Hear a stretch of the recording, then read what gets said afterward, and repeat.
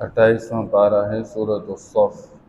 آیت نمبر 5۔ اعوذ باللہ من الشیطان الرجیم، بسم اللہ الرحمن الرحیم۔ وَإِذْ قَالَ مُوسَىٰ لِقَوْمِهِ يَا قَوْمِ لِمَ تُؤْذُونَنِي وَقَدْ تَعْلَمُونَ أَنِّي رَسُولُ اللَّهِ إِلَيْكُمْ فَلَمَّا زَاغُوا أَزَاغَ اللَّهُ قُلُوبَهُمْ وَاللَّهُ لَا يَهْدِي الْقَوْمَ الْفَاسِقِينَ۔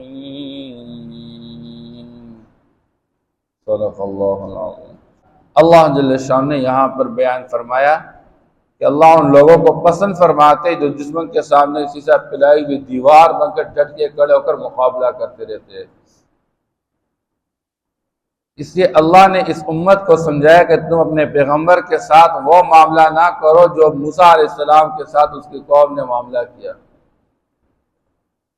جس طرح موسیٰ علیہ السلام کی قوم نے بزدلی کا مظاہرہ کیا، سستی اور غفلت کا مظاہرہ کیا، تو تم لوگ ان کی طرح نہ بنو۔ اس لیے اللہ فرماتے ہیں وَإِذْ قَالَ مُوسَىٰ لِقَوْمِهِ يَا قَوْمِ لِمَ تُؤْذُونَنِي وَقَدْ تَعْلَمُونَ أَنِّي رَسُولُ اللَّهِ إِلَيْكُمْ۔ اور یاد کرو اس وقت کو جب موسیٰ علیہ السلام نے اپنی قوم سے فرمایا اے میری قوم تم مجھے کیوں تکلیف دے رہی ہو، حالانکہ تم جانتے ہو کہ میں اللہ کی طرف سے تمہاری طرف بھیجا گیا رسول ہوں۔ موسیٰ علیہ السلام کو کیا تکلیف دے چکے؟ ایک تکلیف تو وہ یہ دے چکے کہ جس کا قرآن نے تذکرہ کیا ہے یا ایھا الذین آمنوا لا تکونوا کالذین آذوا موسیٰ فبرأہ اللہ مما قالوا۔ اے ایمان والو تم لوگوں کی طرح نہ بنو جو موسیٰ علیہ السلام کو تکلیف دے چکے پھر اللہ نے ان کو بری کر دیا۔ موسیٰ علیہ السلام انتہائی باحیا انسان تھے، ان کا بدن لوگوں کے سامنے کبھی کھلا نہیں اور پردے میں غسل کرتے رہتے تھے، تو انتہائی حیادار ہونے کی وجہ سے لوگوں نے ایک غلط پروپیگنڈا کر دیا اور ان کی قوم نے کہہ دیا کہ اس کو ایک بیماری لاحق ہے جس کی وجہ سے یہ اپنے بدن کو چھپا کے رکھتا ہے۔ اللہ پاک نے ان کو ظاہر کر دیا کہ موسیٰ علیہ السلام اس بیماری کا کوئی شکار نہیں ہے، وہ صحیح سلامت ہے۔ وَبَرَّأَهُ اللَّهُ مِمَّا قَالُوا۔ دوسری چیز موسیٰ علیہ السلام کو یہ تکلیف پہنچا دی کہ قارون نے ایک عورت کو پیسے دے کر آپ پر الزام لگانا چاہا، لیکن اللہ جل شان نے موسیٰ علیہ السلام کو بری کر دیا۔ اور پھر موسیٰ علیہ السلام کو اس سے بڑھ کر تکلیف ذات سے ہٹ کر کہ وہ اللہ جل شانہ کی طرف سے احکامات آتے رہے اور یہ لوگ اس کے اندر کجی اختیار کرتے رہے۔ کبھی موسیٰ علیہ السلام کو اللہ جل شانہ نے تورات دی، ان لوگوں نے کہا کہ اللہ سے ہمارے لیے کوئی قانون مانگو، اللہ نے قانون عطا فرما دی۔ کہنے لگے نہیں جب تک ہم نے اللہ سے خود ملاقات کر کے اللہ کو دیکھا نہیں ہے تب تک ہم آپ کی بات پر یقین نہیں کریں گے۔ لَنُؤْمِنَ لَكَ حَتَّى نَرَى اللَّهَ جَهْرَةً، اللہ کو ہم کھلے عام اپنے آنکھوں سے نہ دیکھیں تب تک ہم آپ کو بات پر اعتماد نہیں کر سکیں۔ کبھی موسیٰ علیہ السلام کو کہنے لگے قوم عمالقہ کے ساتھ مقابلہ کرنے کے لیے حکم دیا گیا فَاذْهَبْ أَنْتَ وَرَبُّكَ فَقَاتِلَا إِنَّا هَاهُنَا قَاعِدُونَ۔ اور جی ہم تو کمزور، ہم تو نہیں جا سکتے ان کے ساتھ مقابلے کے، ہمارے اندر ہمت آپ جائے اور آپ کا رب جانے، ہم ادھر بیٹھے ہوئے انتظار کریں اور آپ ادھر لڑیں۔ تو تم لوگ موسیٰ علیہ السلام کی قوم کی طرح بزدلی اور غفلت کا مظاہرہ نہ کرو۔ حکم آیا اللہ کے رسول کے ساتھ میدان میں نکلو تو سارے نکلو، اور اللہ کے رسول کے ساتھ صحابہ نے وہی معاملہ کیا جو ان کی شان کے مناسب تھا۔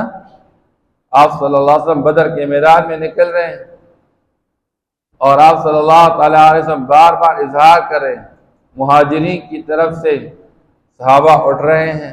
اور فرما رہے اللہ کے رسول حضرت عمر رضی اللہ تعالیٰ عنہ جیسی شخصیت، اس طرح اور صحابہ، اے اللہ کے رسول آپ ہم پر وہ گمان نہ کریں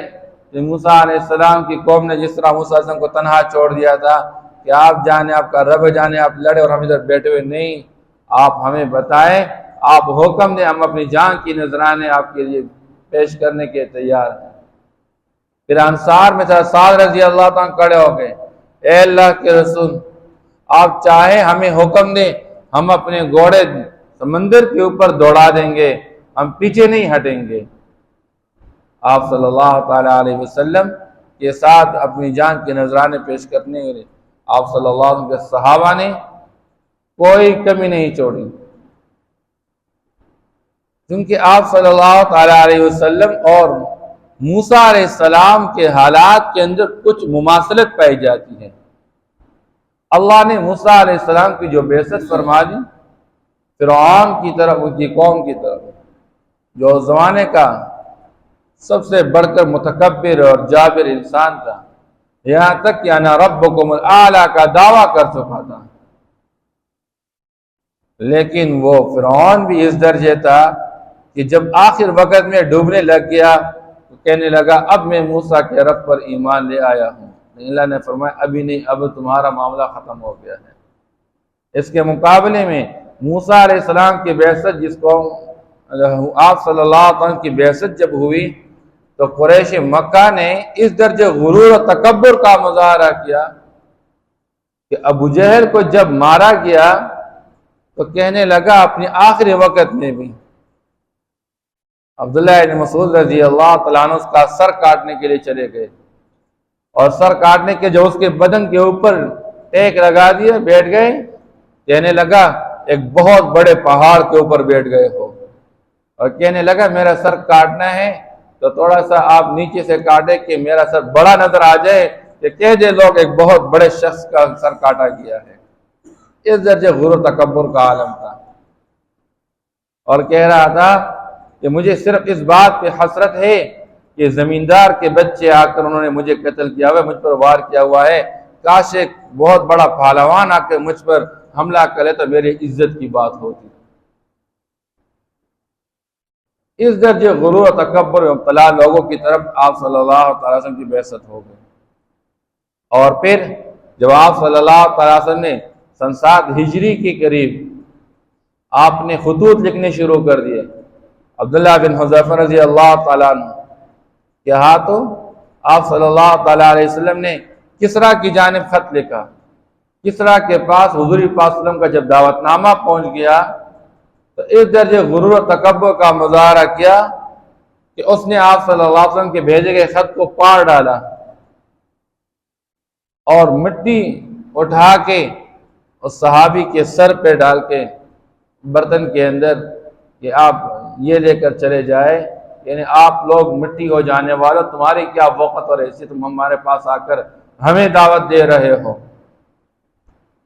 آپ صلی اللہ تعالی وسلم کے صحابی بڑے ہوشیار تھے، جب اپنے دوستوں کے پاس آ کر کہنے لگے کہ کسریٰ نے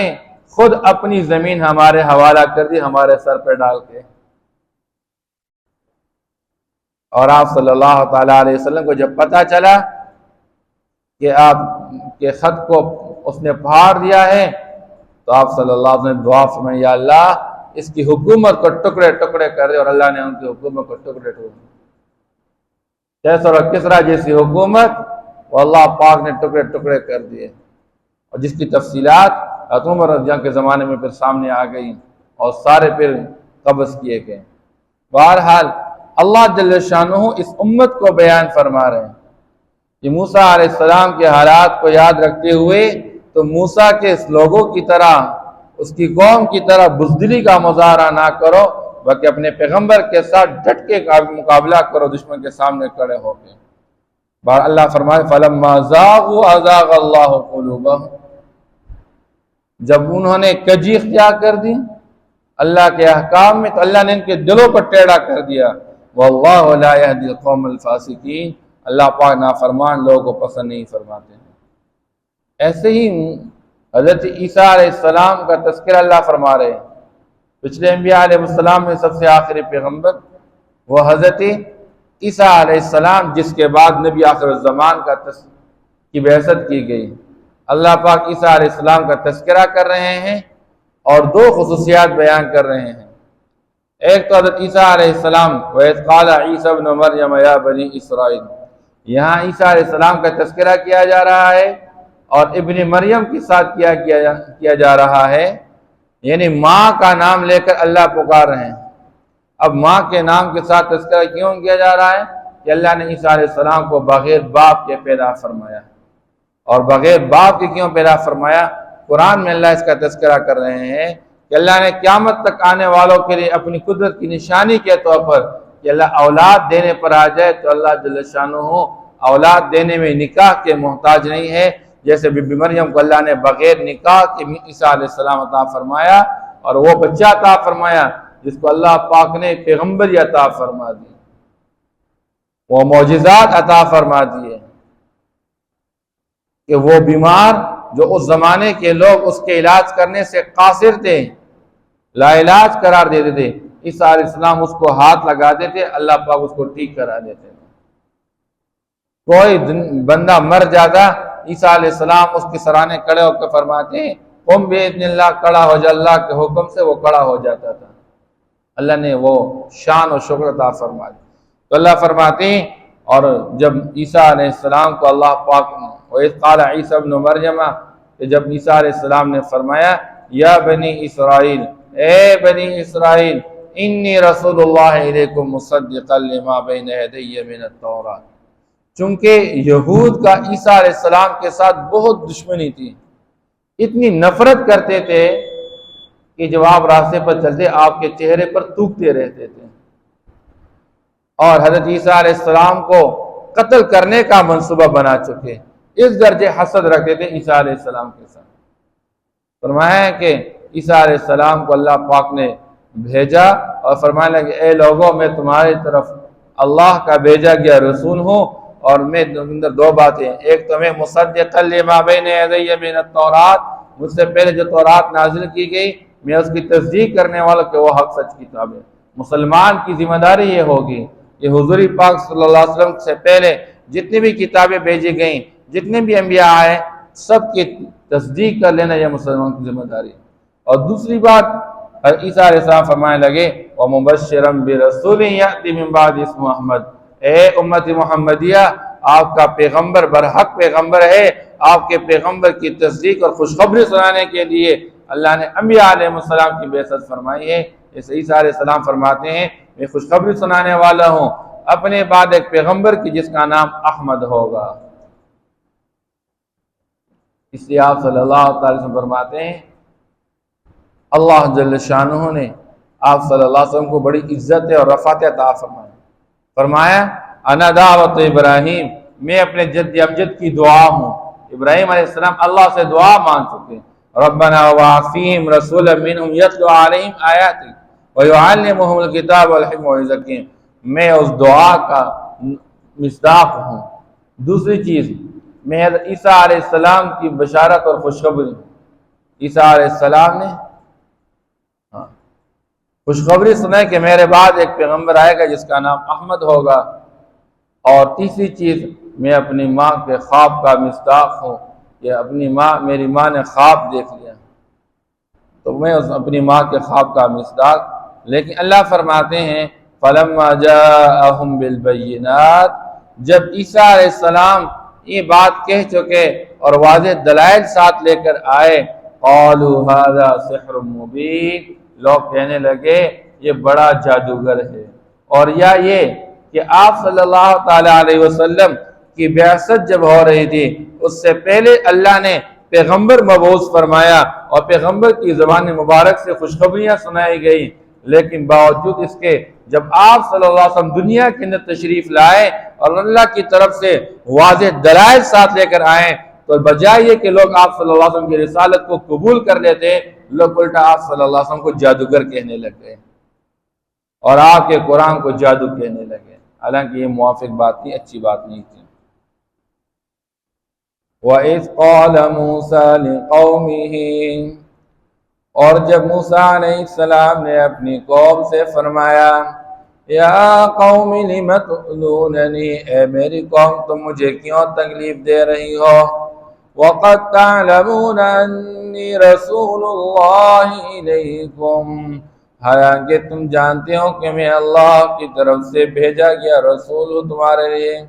فلما زاغوا ازاغ اللہ قلوبہم،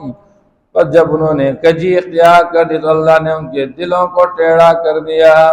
واللہ لا یہدی القوم الفاسقین،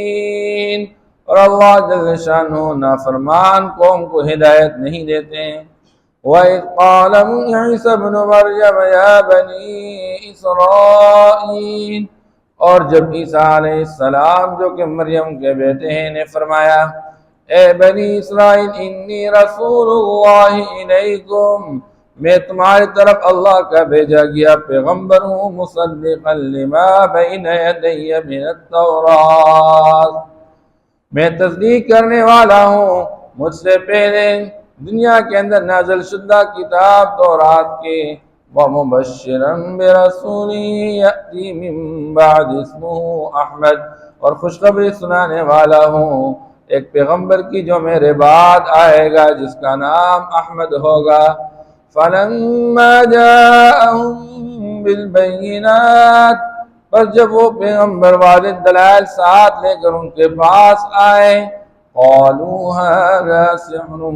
مبین، تو کہنے لگے یہ واضح جادو ہے۔ صدق اللہ۔